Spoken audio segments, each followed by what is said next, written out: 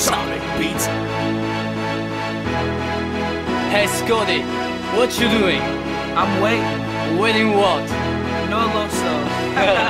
Un attimo, prendo un respiro, wait a minute che giro e rigiro. Torno da capo, sì un attimo. Prendo un respiro, do un massimo in ciò che esprimo. Se del cuore ne governo il battito. Wait, I'm waiting on the world to change. I'm wait, to bring the soldiers home again. I'm wait, I've been waiting all my life.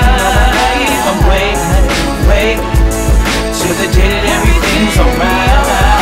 Aspetto che il tempo cambi e che le nuvole smettano di piangere, così che fioriscano i campi, credendo che per me sarà lo stesso quando l'inverno toglierà il loop sui pianti. Aspetto di invecchiare nell'aspetto, ma non per sembrare vecchio, per sembrare saggio dentro. Aspetto di urlare al vento il mio disprezzo, lui può cambiare aria mentre io ci rimango in mezzo. E aspetto che lo stesso porti aria nucleare per giustificare il mio cancro mortale. Aspetto e sto a fumare e penso che avrò il cancro, ma solo quando lo sapranno curare. E sto ad aspettare che al più presto mi propongano qualche affare perfetto, ma sto ad aspettare, non a fare. E intanto perdo solo tempo. I'm wait, I'm waiting on the world to change. I'm wait, to bring the soldiers home again. I'm wait, I've been waiting all my life. I'm wait, till the day that everything's alright.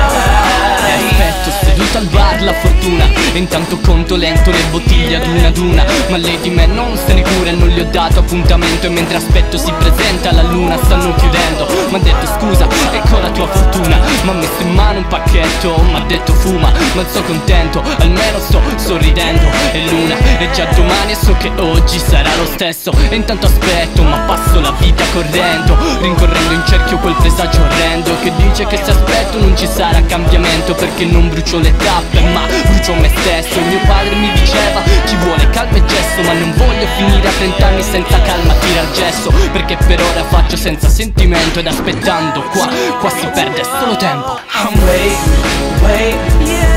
I'm waiting on the world to change.